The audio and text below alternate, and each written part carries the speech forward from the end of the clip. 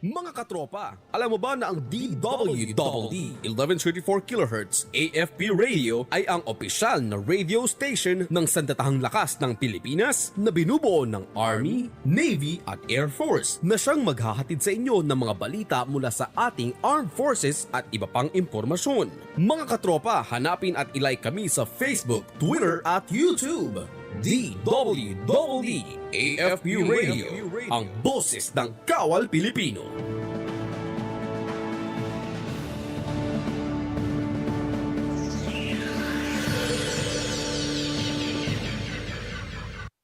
Alamin ang mga mainit na balita mula sa ating Armed Forces.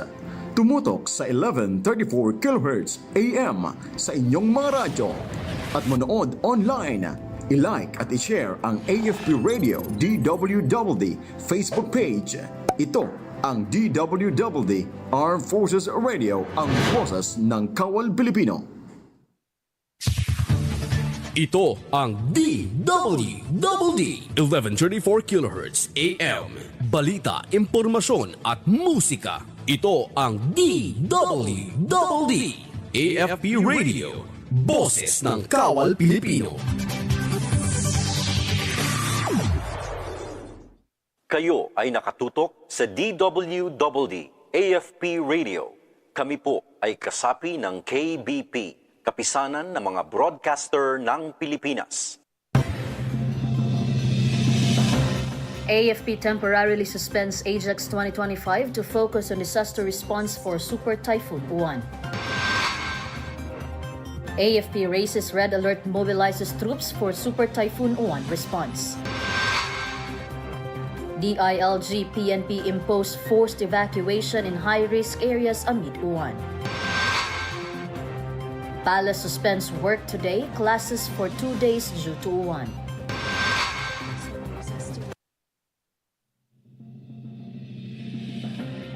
Good day, everyone, as well as our troops at Camp Emilio Aguinaldo, Quezon City. Today is Monday, November 10, and we will bring you the latest news from the Armed Forces and other information around the Philippines. In behalf of Rof Suzon Abay, this is Jai Simbahon for AFP Community News. DWDD Armed Forces News. And the Armed Forces of the Philippines temporarily suspended all field training exercises under AJAX Dagitpa 09-2025 to focus its personnel and assets on humanitarian assistance and disaster response operations amid the threat of Uwan. The FTX, originally scheduled to run until November 14, was part of a larger exercise that also included command and control and cyber defense components. The suspensions affects activities under the Northern Luzon Command and Western Command areas of operation. The AFP emphasized that all 2,000 participating troops are now fully mobilized for pre-disaster preparedness and rapid response effort to safeguard communities at risks. DWDD Armed Forces News. And the Armed Forces of the Philippines has raised its red alert status and mobilizes disaster response units nationwide to support government efforts in protecting communities affected by Uwan. Following the directive of President Ferdinand Marcos Jr. and Defense Secretary Gilberto Teodoro Jr., the AFP has deployed 243 search, rescue, and retrieval teams composed of around 1,500 personnel to high-risk areas in northern and central Luzon. A total of 81 land assets has been mobilized for ongoing humanitarian assistance and disaster response operations, with more on standby for relief and recovery missions. The AFP continues to coordinate with the Office of the Civil Defense and local DRRMCs and urge the public to stay alert and follow government safety advisories. DWDD Armed Forces News. Armed Forces Radio. And now let us hear more updates from CAF about Philippine Military Academy places disaster response units on high alert for Super Typhoon Uwan. CAF? Yes, good noon. The Philippine Military Academy conducted its final readiness checks yesterday. Following Armed Forces of the Philippines directives, the PMA Disaster Response Task Group has been placed on heightened alert and stands ready to provide humanitarian and disaster response assistance when needed amid Super Typhoon 1. All PMA units have completed contingency measures, including securing facilities, reinforcing ICT systems, and validating emergency communication protocols. The Academy continues to coordinate closely with regional and AFP disaster response unit to ensure a unified and effective response to potential impacts of the typhoon. This is Kat reporting for AFP Community News, one AFP for a stronger Philippines.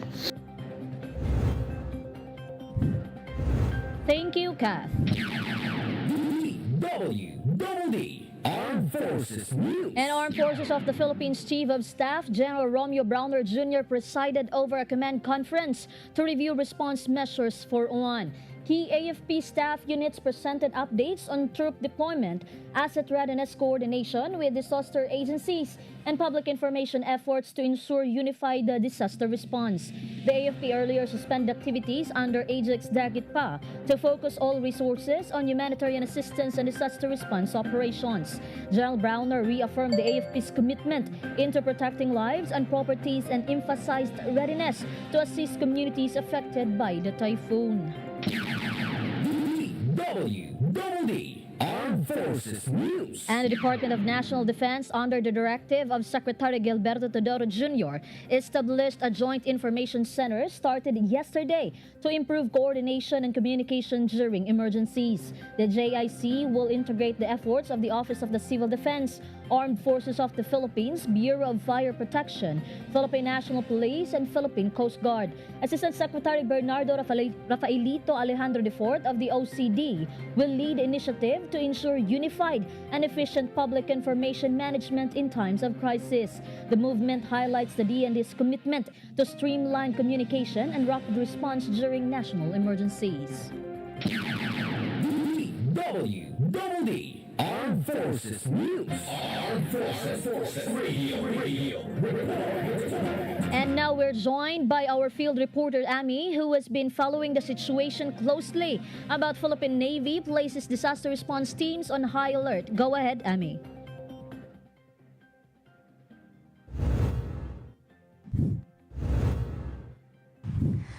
The Philippine Navy has heightened its readiness and placed disaster response and rescue teams on standby for possible HADR operations amid Super Typhoon Yuan. Units based in Fort Bonifacio, Taguig, and Cavite conducted readiness checks to ensure personnel, vehicles, and equipment are prepared for immediate deployment.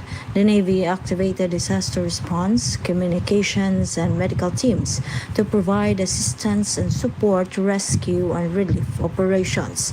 These measures reflect the Navy's commitment to operational readiness and swift humanitarian response to protect and support affected communities. This is Ami reporting for AFP Community News, one AFP for stronger Philippines. Thank you, Amy. DWDD Armed Forces News. And the Armed Forces of the Philippines unveiled the first unit designated to operate the BrahMos shore-based anti-ship missile system during the Philippine Marine Corps' 75th anniversary. AFP spokesperson Colonel Cerces Trinidad said the milestone marks a major step in the AFP's modernization program under Horizon 2, enhancing the country's coastal defense capability. The BrahMos system, developed with BrahMos Aerospace and the Indian Armed Forces, provides a supersonic precision strike capability with a 290-kilometer range to safeguard Philippine maritime interests. President Ferdinand Marcos Jr. earlier confirmed that the government is in the process of procuring additional BrahMos units to strengthen national defense readiness.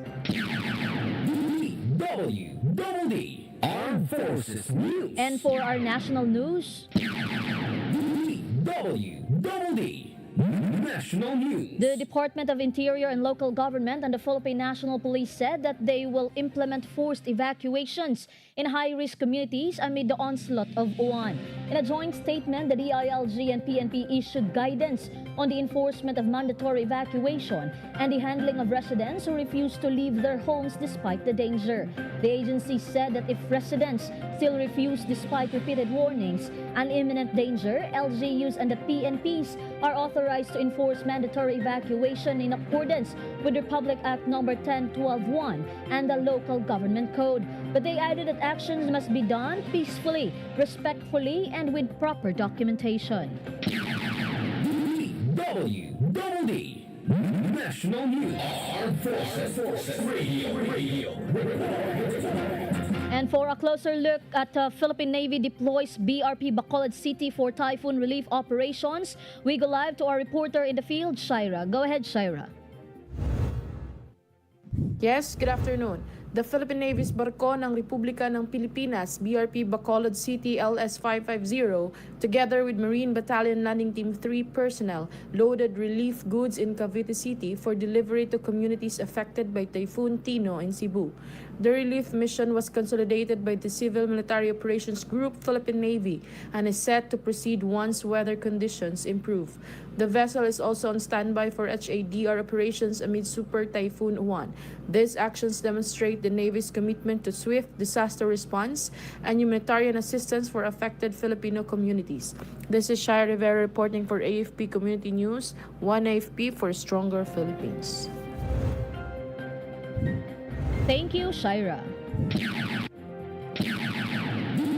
DWDD National News. And Malacanang Palace has suspended work in government offices today and classes in public institutions from November 10 to 11 due to Uwan. According to Memorandum Circular Number 106 signed by Executive Secretary Lucas Bersamin, the following areas are covered by work suspension on Monday: National Capital Region, Cordillera Administrative Region, and Regions 1, 2, 3, 4A, 4V, 5, and 8. Meanwhile, classes at all levels in the aforementioned regions as well as Region 6, Region 7, and the Negros Island region are also suspended. Government agencies who are tasked to provide basic, vital, and health services, preparedness, and response duties are directed to remain operational.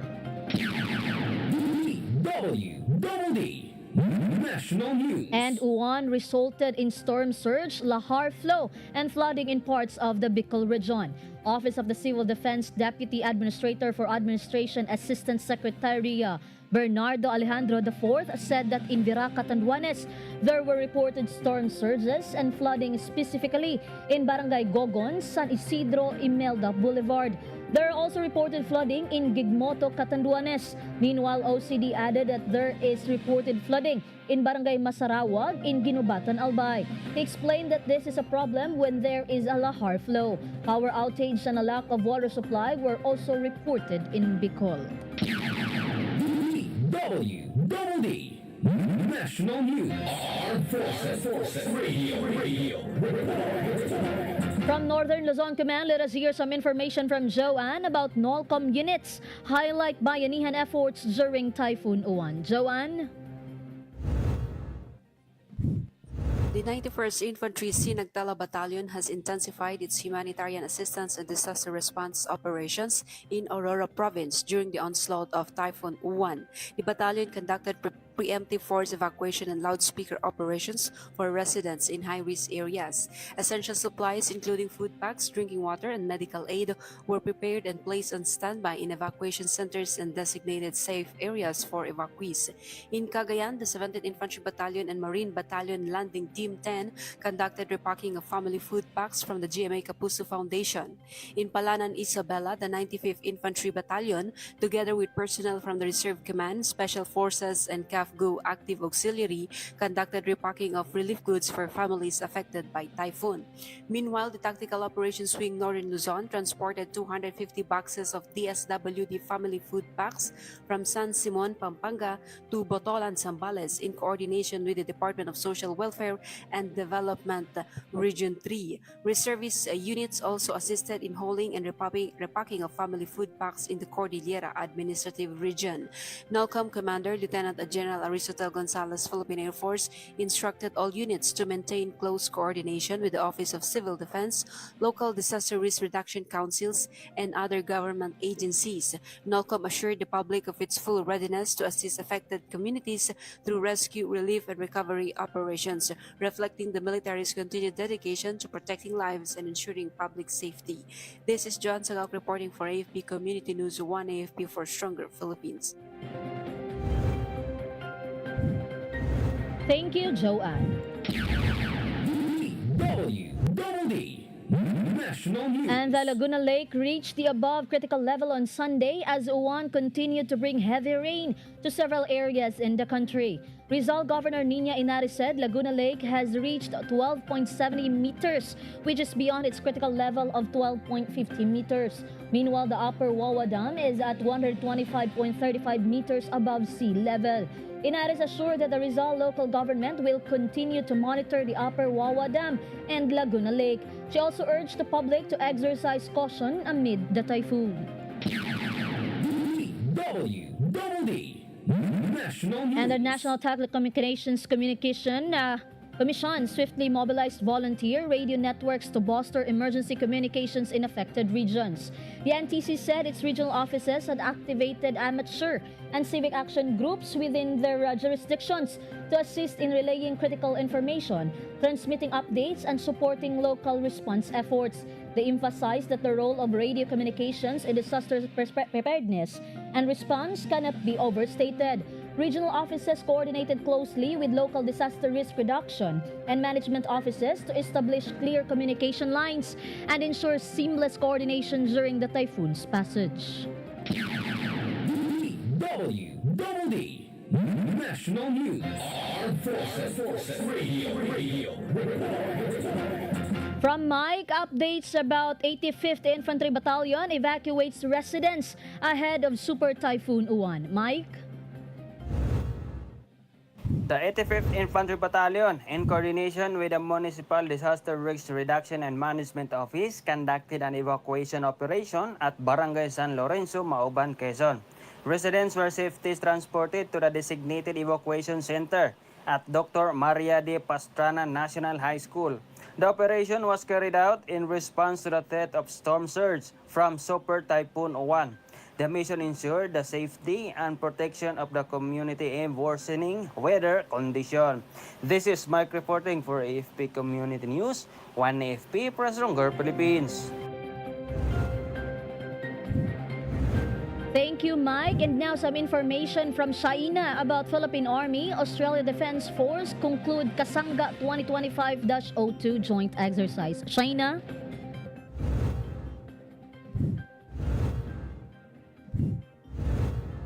Yes, Jai, the Philippine Army and the Australian Defense Force successfully concluded the Philippine-Australian Army-to-Army exercise Kasanga 2025-02 at Camp General Macario B. Peralta Jr. in Capiz. Army Chief Lieutenant General Antonio Navarrete commended the 260 participating troops from both nations for achieving the exercise training objectives. He emphasized the need for the adaptive and responsive training to address evolving threats and technologies in modern warfare. Lieutenant General Navarrete also thanked the ADF for its continued partnership in strengthening bilateral defense cooperation and regional security. This is Shaina Reneta reporting for AFP Community News, 1 AFP for Stronger Philippines. Thank you, Shaina. DWDD National News. And 5 dams in Luzon had some of their gates open yesterday. Angat Dam in Norzagaray, Bulacan had 3 gates open at 4 meters, releasing 462 cubic meters of water per second. Ipo Dam, also in Norzagaray, Bulacan, likewise had 3 gates open. The gates were open at 3 meters and water is being released at 406.9 cubic meters. In Benguet, both Ambuklao and Benga dams had 2 gates open each. Meanwhile, Magat Dam, which straddles the provinces of Ifugao and Isabela, had 2 gates open at 4 meters. DWDD National News. And the number of transmission lines affected by uwan has risen to more than 20. The National Grid Corporation of the Philippines reported that lines in different areas in Luzon and Visayas are out of service. These includes power lines in Naga, Sorsogon, and Daraga. In Visayas, power lines in Calbayog and Palanas were also affected. NGCP said inspection and restoration of lines in the affected areas will be in full swing once the weather allows. DWDD National News. Armed Forces Radio. And on the other line, let us hear more from Jimboy regarding AFP NCRCom rescues senior citizens amid Super Typhoon Uwan floods. Jimboy? The National Capital Region Command Armed Forces of the Philippines, through its Humanitarian Assistance Disaster Relief Team from 12 Civil Military Operation Battalion, conducted switch rescue operation in Barangay 181 Pangarap Village, Caloocan City during heavy rain and flooding faced by Super Typhoon Human. In coordination with Barangay Disaster Risk Reduction and Management Council, the team safely evacuated 2 senior citizens trapped in their flooded homes. The rescue individuals were immediately transported to a designated evacuation center for safety and medical assistance. This operation emphasized NCRCom's commitment in saving life and exemplify the AFP detection to serve compassion and disaster resilience. This is Jimboy reporting for AFP Community News. 1 AFP for stronger Philippines. Thank you, Jimboy. From Palawan, more updates from Junes about Western Command strengthens humanitarian efforts in Palawan after Typhoon Tino. Junes?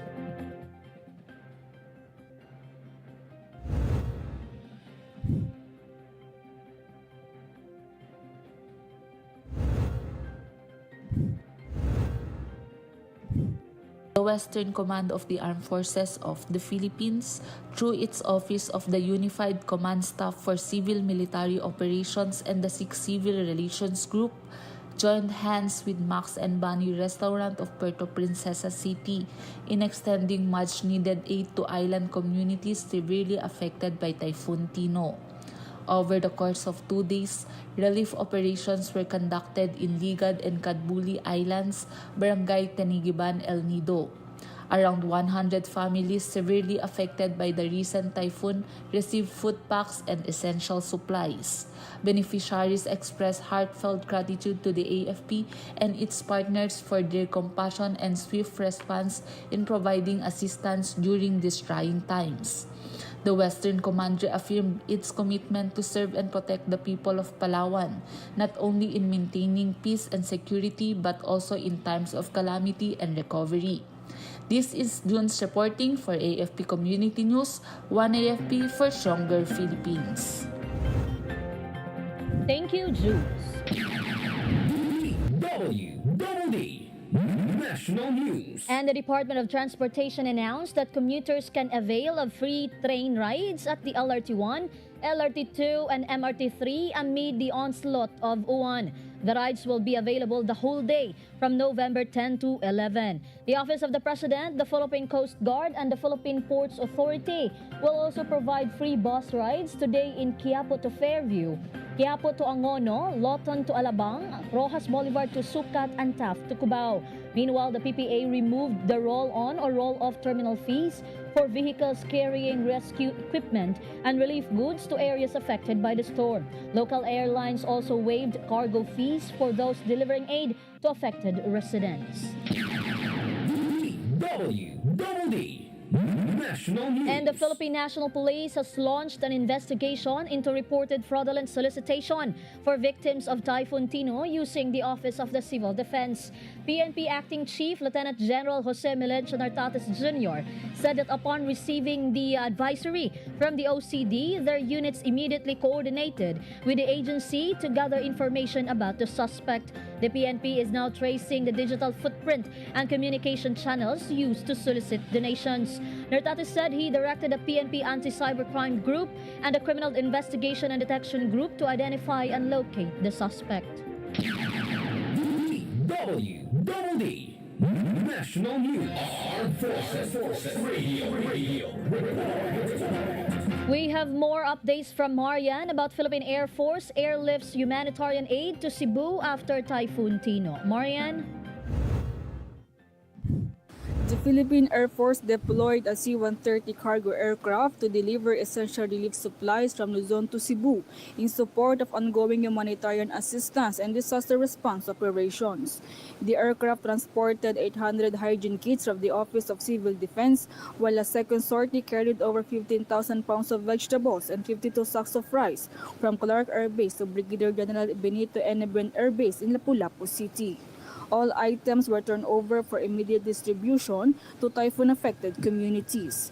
The Philippine Air Force reaffirmed its commitment in providing rapid and reliable airlift support in times of national emergencies and disasters. This is Marian reporting for AFP Community News, 1 AFP for a stronger Philippines. Thank you, Marian. From our reporter on the ground, let us hear the report of Mark about 8th Infantry Division troops conduct relief operations in Eastern Visayas. Mark? The 8th Infantry Division continues relief and rescue operations across Eastern Visayas following flooding and heavy rains from Super Typhoon Uwan. In coordination with local government units and government agencies, the 8th ID mobilized personal vehicles and engineer equipment to evacuate stranded residents, distribute relief goods, and clear debris from affected communities. The stormtroopers work alongside with the other agencies to ensure timely delivery of aid and restoration of normalcy in the region. True to their mission, the 8th ID remains ready to respond to need of communities during emergencies and natural disasters. This is Mark reporting for AFP Community News, 1 AFP for a stronger Philippines. Thank you, Mark. DWDD National News. And for our final news, President Ferdinand Marcos Jr. has approved a new trigger-based rice tariff mechanism. This is designed to automatically adjust import duties depending on global prices. Under Executive Order Number 105, the existing 15% tariff on rice imports will remain in place until December 31, 2025. Beginning January 1, 2026, the rate will adjust automatically by 5 percentage points for every 5% movement in world rice prices within a 15% to 35% range. The EO stated that the automatic tariff mechanism aims to ensure price stability for Filipino consumers while safeguarding fair income for local farmers. DWDD National News. And that's all for today's broadcast. Thank you for joining us, especially to our audience in our Facebook page, AFP Radio DWDD. Don't forget to tune in tomorrow for more updates, same time, same station. Again, this is Joyce Simbahon for AFP Community News, 1 AFP for a stronger Philippines.